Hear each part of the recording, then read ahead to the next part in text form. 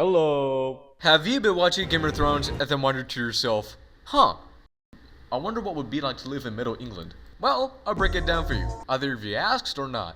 Today, we're gonna learn how ye old English lived.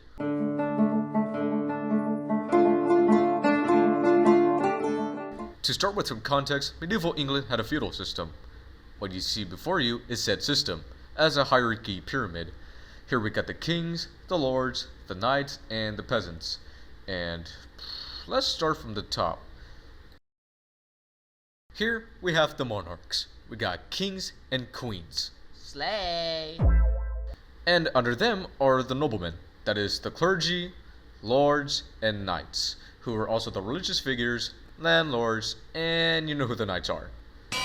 However, keep in mind that the clergy and knights are not actually noblemen, but they have earned their reputation for being very influential in England.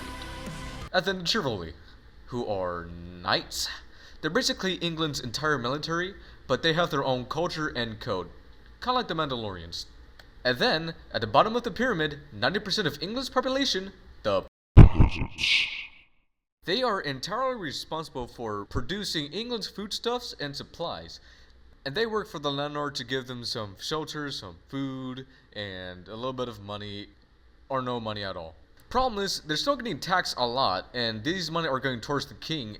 Taxes. And they have no saying in anything. I mean, they have really no freedom. I mean, look at this image. Look at those couples right there. Those are the landlords. Look at this. They are worry-free of everything. Just wait till like May 20, 1381 comes by. So, how oppressed were they? And how much little freedom did they have? Well, let's look at some of the...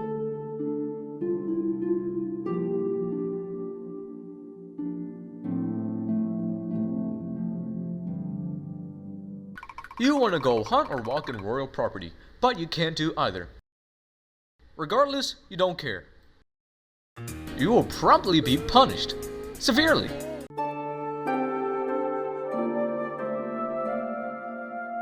So, let's say you randomly killed a guy. Accidentally, doesn't matter. You're gonna have to give his relatives some money as compensation for his death and funeral service so that they don't come back at you for revenge. Okay, maybe not an example of how oppressed peasants were back then, but it was one of the examples of how weird laws were back then. Let's see if their fashion were too. In England society, if you were higher in the hierarchy, the harder your fashion goes. So for monarchy, they got the hardest strip. Same goes for the lords. Peasants, although wore, more practical and cost-efficient clothing. It would, keep them covered up and warm. Alright, let's see what's this on the scripts. Oh, I think that's all it, boys. Well, thank you guys for watching. Here comes the credits, and see you guys later.